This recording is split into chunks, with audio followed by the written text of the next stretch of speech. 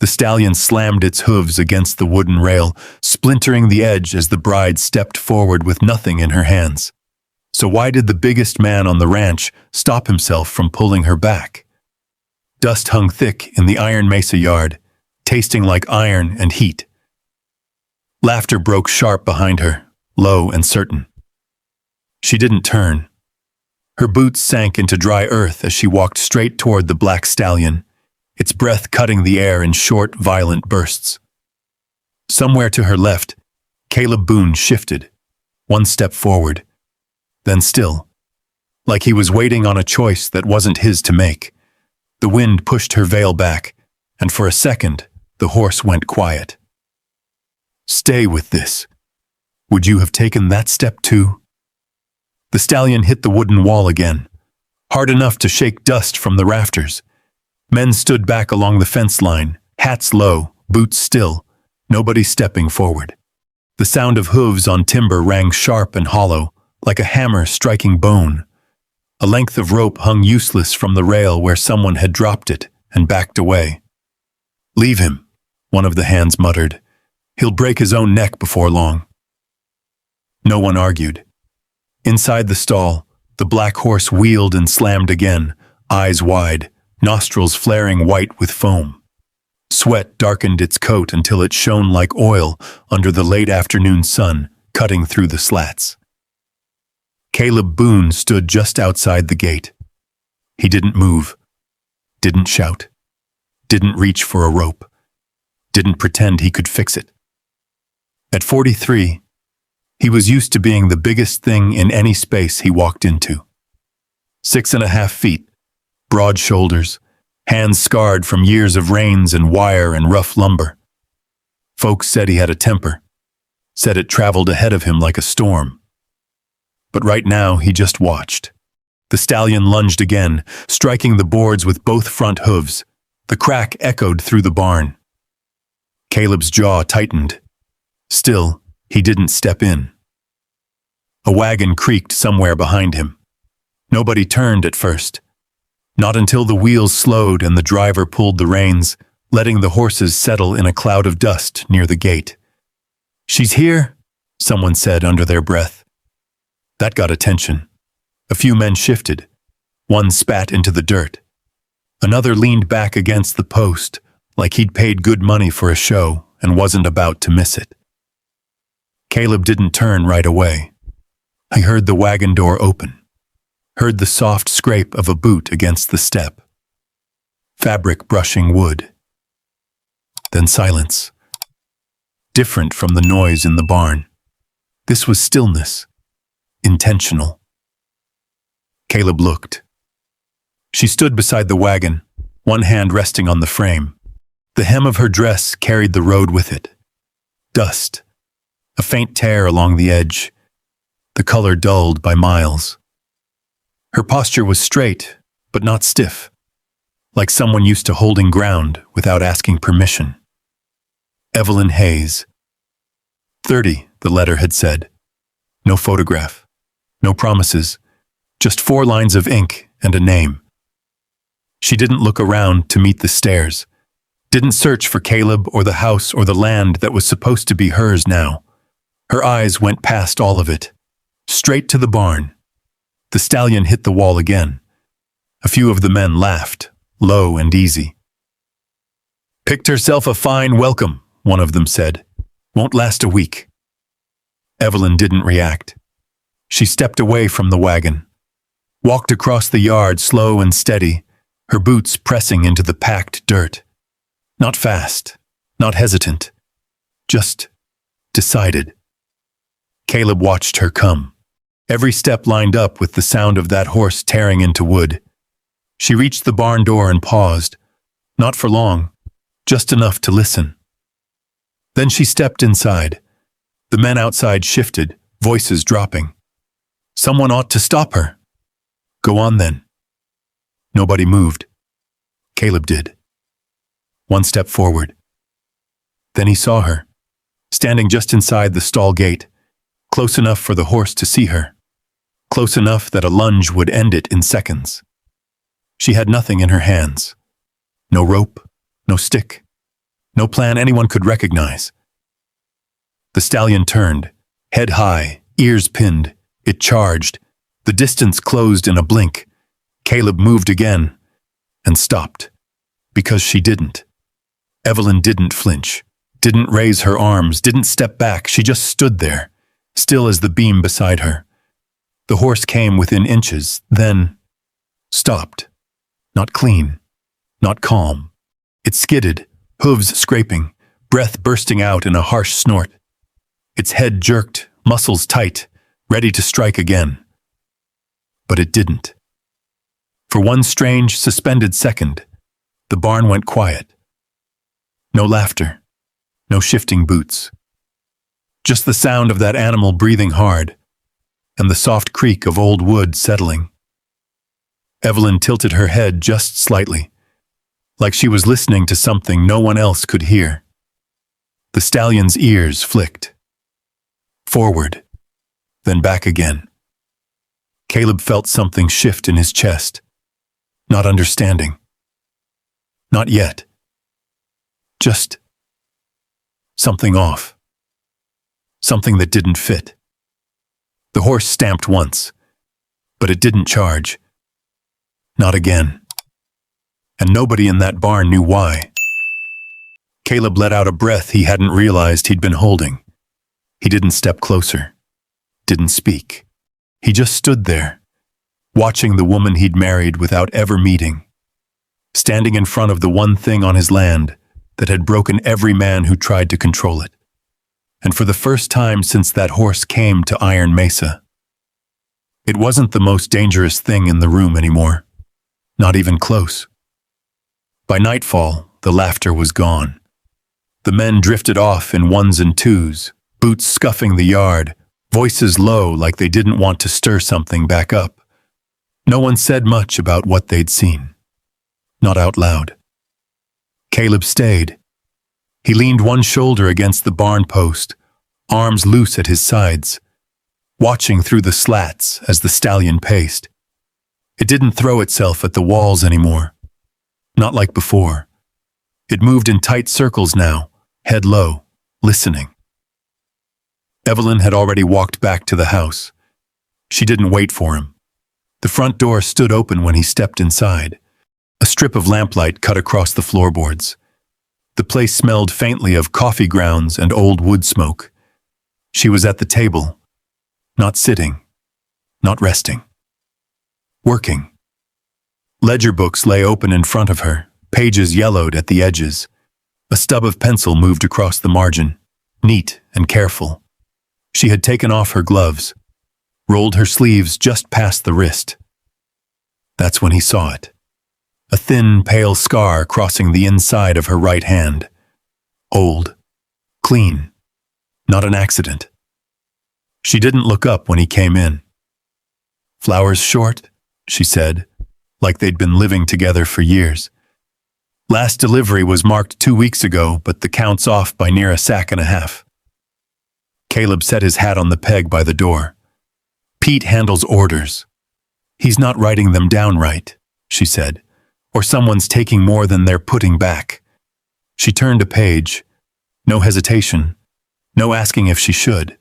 Just fixing things. Caleb poured himself coffee from the pot on the stove. It had gone bitter sitting too long. He drank it anyway. "You always go through a man's books your first night?" he asked. She paused, just for a second, then kept writing. "You always keep them this messy?" A faint sound left him, not quite a laugh. He pulled out a chair and sat across from her. The table creaked under his weight. She didn't flinch. Outside, the wind picked up, dragging across the dry hills, rattling the loose shutter near the back window. They sat like that for a while. No talk. Just the scratch of pencil. The low whistle of air slipping through gaps in the boards. Finally, Caleb said, "Don't touch that horse." No anger in it. Just a line drawn. Evelyn closed the ledger, set the pencil down. "I won't," she said. But she didn't sound like someone making a promise. more like someone choosing when to keep one. Upstairs, the bedroom door shut soft behind her not long after.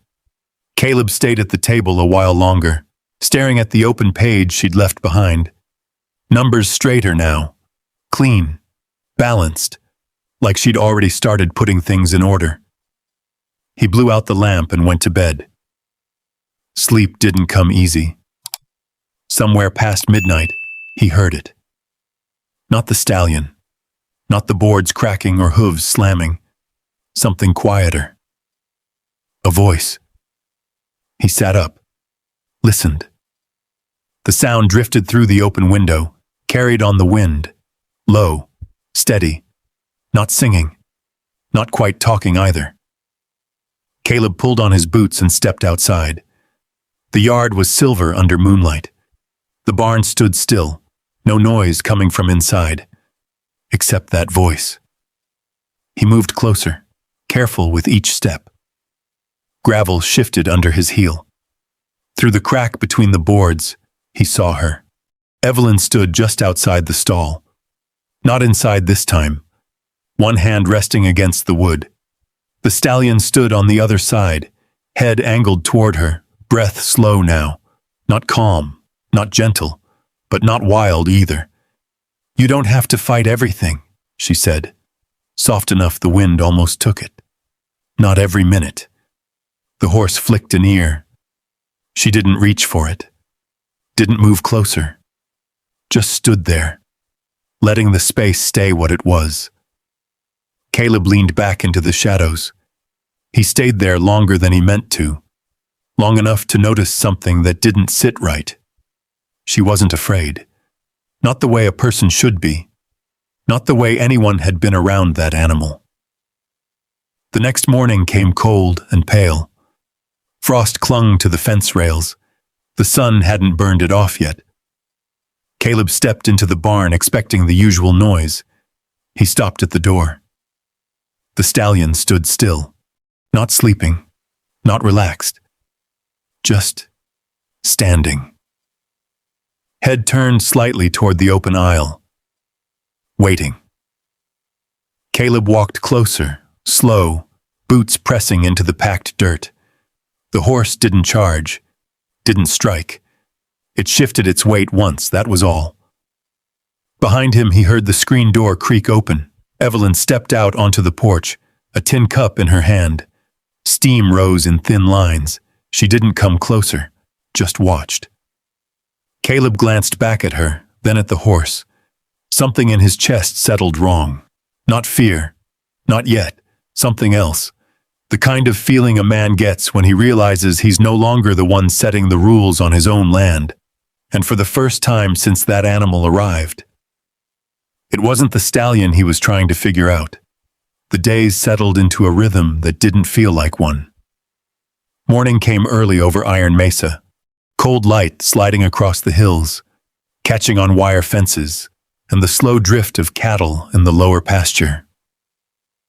Coffee boiled on the stove before the sun cleared the ridge. Caleb drank his standing up, same as always. Evelyn sat. Same chair. Same place at the table. Not idle. She wrote things down, counted sacks, checked the tool rack by the door, one by one, touching each handle like she was memorizing weight and balance. She didn't ask questions. She noticed things.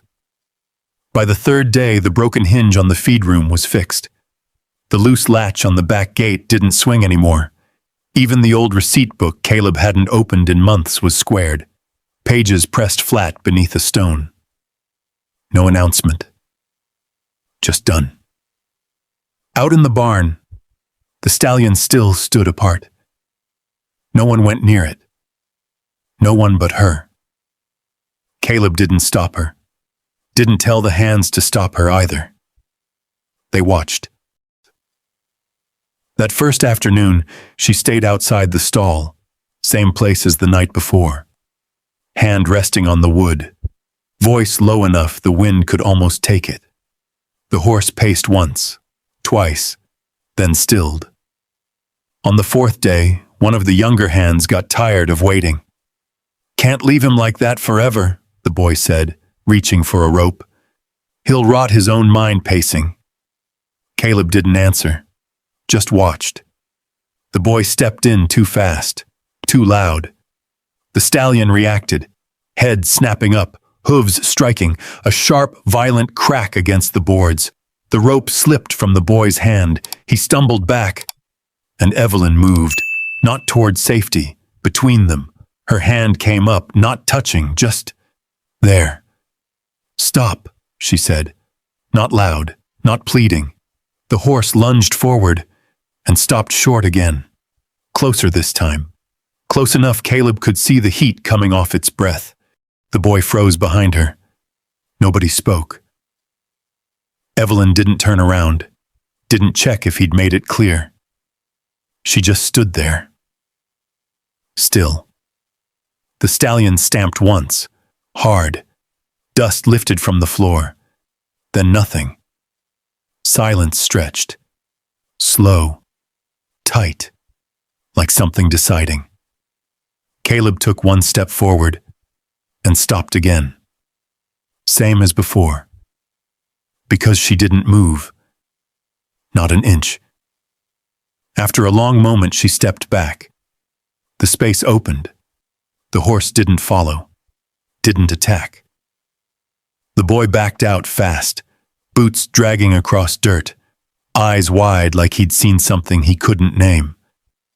That night, the barn stayed quiet.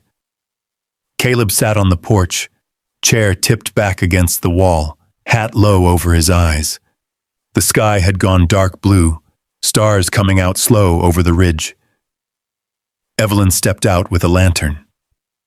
Didn't ask him anything. Didn't sit. She walked past him, down the short path toward the barn. He listened to her footsteps fade. Then nothing. A while later he got up. Not in a hurry, just enough. The barn smelled of hay and old wood and something warmer now. Less sharp, less fear. He stood outside the stall. Didn't go in. Didn't need to. Through the narrow gap, he saw her sitting on the low rail inside. Not close to the horse. Not far either. She had her hands resting on her knees, fingers loose. The stallion stood across from her. Not tied, not trapped. Just there. "You don't trust hands that hurt you," she said, quiet and even. A pause. "Neither do I." The horse shifted. Not away. Not forward, just listening. Caleb leaned his shoulder against the frame, didn't step inside, didn't speak. He stayed there longer than he should have, long enough to understand something that settled deep and heavy. She wasn't trying to break the animal.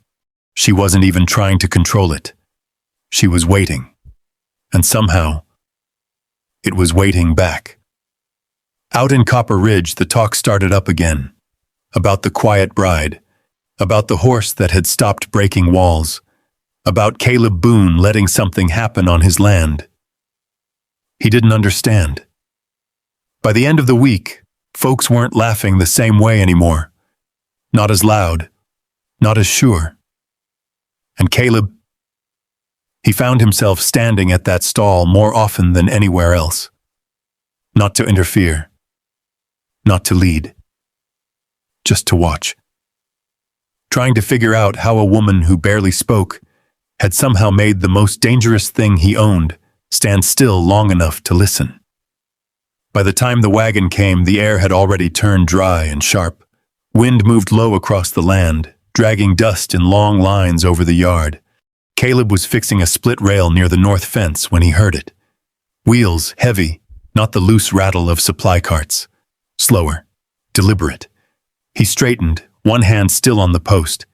Evelyn was out by the water trough, rinsing a tin cup. She didn't look up right away. The wagon rolled through the gate like it belonged there. Polished wood, clean harness, 2 horses in better shape than most folks kept for riding. A driver in a pressed coat climbed down first, then opened the back. A man stepped out. Tall enough, not like Caleb, but dressed like he knew people would notice. Nathaniel Crow. Caleb didn't know the name yet, but he knew the type. Crow took a slow look around the yard, the house, the barn, the hands standing off to the side, pretending not to stare. Then his eyes settled on Evelyn. She had stopped moving. The water ran over the edge of the cup and onto the dirt. She didn't seem to notice. "Miss Hayes," Crow said, like he was greeting someone late to a meeting. "You've been difficult to find." Nobody spoke. Caleb stepped closer, not fast, just enough to place himself between the wagon and the house. "She's not Miss anything," he said. "She's Mrs. Boone." Crow's smile didn't change. "Is she?" He walked forward, boots clean despite the dust, like the ground had agreed not to touch him. "You took employment under my name," he said, eyes still on Evelyn. "Left without notice. Took records that didn't belong to you." Evelyn set the cup down, slow, careful. "I left what was mine," she said. Her voice was steady, but Caleb saw it, the way her fingers curled once against the wood before she straightened them again. Crow's gaze shifted to Caleb for the first time. "You're the husband," he said, not asking. Caleb didn't answer. Crow reached into his coat and pulled out folded papers. Thick, official. "Contracts," he said. "Debt obligations. Signed." He held them out like they weighed nothing. "By law," he added, "she's still bound to me." The yard went quiet.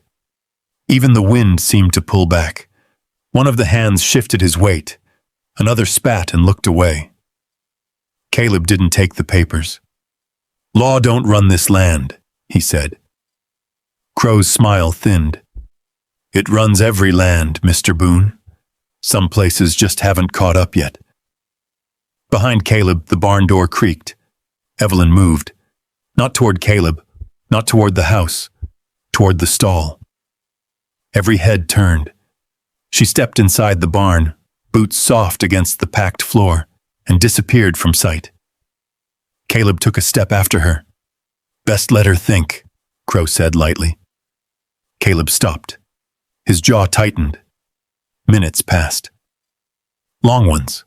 Crow folded the papers again, patient, like he had all the time in the world. When Evelyn came back out, she carried something. A saddle, old leather, worn, not one Caleb used for breaking. She didn't look at Crow, didn't look at Caleb either. She walked straight past them into the barn again. The stall door opened. Someone behind Caleb whispered, "She ain't." The horse didn't scream, didn't slam. It stood. Caleb moved closer to the doorway, just enough to see. Evelyn lifted the saddle, set it down across the stallion's back. No rope. No fight. The animal shifted once, then stilled, like it had been waiting. Caleb felt it then. Not confusion, not fear. Something heavier, something like understanding that came too late. She came back out with empty hands. Dust clung to her dress. Her hair had come loose at the edges, but her eyes were clear now. Settled. Crow watched her. "Well?" he asked. Evelyn looked at Caleb. Not long. Just enough. Then she turned back to Crow. "I'll go," she said. The words landed flat in the yard. No rise, no fall, just done. One of the hands swore under his breath. Caleb didn't move, didn't speak. Crow nodded once, like a man confirming a purchase. "Wise," he said. Evelyn stepped toward the wagon, past Caleb without touching him, without stopping. He could have reached out, could have blocked her path. He didn't. His hands stayed at his sides. She climbed into the wagon without help. Crow followed, settling in across from her. The driver snapped the reins. The wagon turned. Dust rose behind it as it rolled back through the gate. No one said anything until it was gone. Caleb stood there a long time. The wind picked up again, carrying the smell of dry grass and something else he couldn't name. Behind him, in the barn, the stallion let out a low sound. Not wild, not angry. Something closer to a call. Caleb turned his head just slightly, and for the first time since she'd arrived, the quiet in the yard felt louder than anything that horse had ever done. It stayed that way through the night. No voices, no laughter. Even the wind seemed to hold back, slipping low along the ground instead of cutting through the boards. Caleb didn't go inside. He sat on the porch steps, elbows on his knees, staring out toward the gate where the wagon had disappeared hours ago. A lantern burned low behind him, throwing long shadows across the floor. Inside the barn, the stallion moved once, then went still again. Morning came slow. Dust hung in the air before the sun had the strength to burn it off. Caleb stood, stiff from the night, and walked to the barn without thinking about it. The stall door stood open. He hadn't left it that way. The horse stood inside, saddle still resting across its back, not thrown off, not chewed loose, just there, waiting. Caleb stepped closer. He reached up, fingers brushing the leather, warm from the animal's heat, untouched. He didn't mount, didn't even try. Instead, he turned and walked toward the house. By noon, he was riding. Not the stallion, his old bay. The road into Copper Ridge cut through dry hills and low scrub, the kind of land that looked empty until you noticed the tracks. Wagon ruts, hoof prints, the faint line of dust still settling. He followed it. Not fast, not slow, just steady. Copper Ridge sat quiet under the sun, same as always. Storefronts half open, a man sweeping the boardwalk, someone arguing over a crate of nails outside the general store. But there was a crowd near the land office. Caleb tied off his horse and walked up without asking. Inside, the air was tight. Nathaniel Crow stood at the front table, papers spread out clean and precise. The clerk hovered beside him, pen ready. A few townsfolk leaned in, watching like they were witnessing something official enough to matter. Evelyn stood across from him, hands empty, still, not fighting, not speaking, just there. Crow tapped the page. "All that remains," he said, "is your signature." Evelyn didn't move. The room waited. Then, a sound outside. Sharp, fast. Hooves. Not the steady rhythm of travel. This was different. Closer. Harder. Heads turned. The door swung open before anyone could reach it. Dust came in first. Then the horse. Black. Large enough to fill the doorway for a breath before stepping through. Iron shoes striking wood with a crack that echoed up the walls. Gasps broke through the room. Caleb sat tall in the saddle. He didn't rush forward, didn't shout. He just guided the stallion one step inside and stopped. The animal stood. No fight. No wild movement. Just power held tight under the skin. Crow straightened slowly. "Well," he said, voice thin at the edges now. "That's dramatic." Caleb swung down. Boots hit the floor with a dull thud. He reached into his coat and pulled out a folded stack of papers. Not neat, not polished. Edges worn, corners bent. He set them on the table, right over Crow's. The clerk blinked. "What is this?" Caleb didn't look at him. "Records," he said. "Debt ledgers, names that don't match, amounts that don't add up." Crow's smile slipped, just a fraction. "Baseless," he said quickly. "Irrelevant." "Not if you look close," Caleb said. The room shifted. Someone stepped forward, then another. The clerk picked up the top sheet, eyes scanning fast now. Evelyn hadn't moved. Not yet. Then she did. One step forward. She placed her hand over Caleb's papers, steadying them. I kept copies, she said. Her voice carried. Clear. No tremor. Crow turned toward her, something sharper in his expression now. You forget yourself, he said. No, she answered. I remember everything.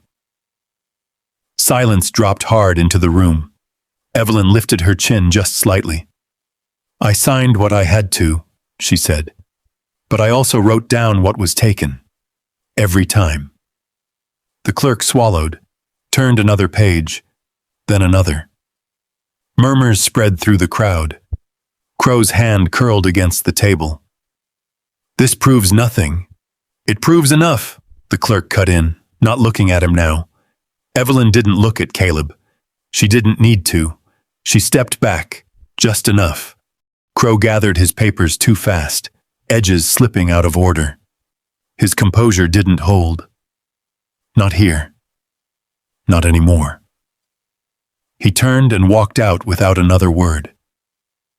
The room stayed quiet after he left, like something had broken and hadn't quite settled yet. Caleb didn't follow. He didn't move toward Evelyn either. He just stood there, one hand resting lightly against the stallion's neck. Evelyn looked at him then. Really looked. For the first time since the wagon. No explanation. No apology.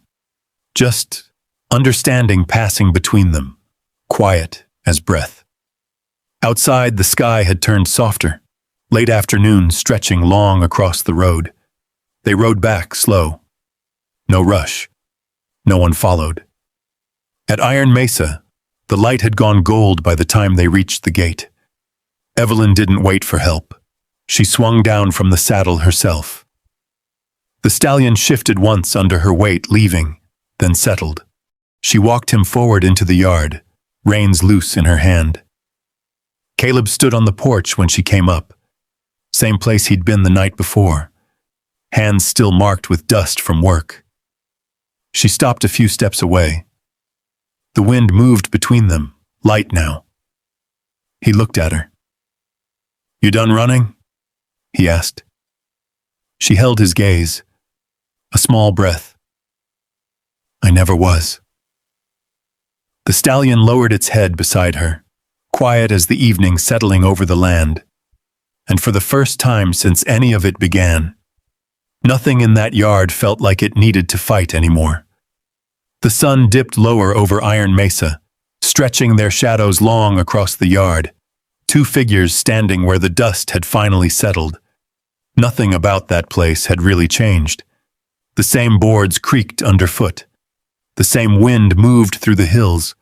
The same horse stood breathing slow beside them. But something quieter had taken root. Not in the land.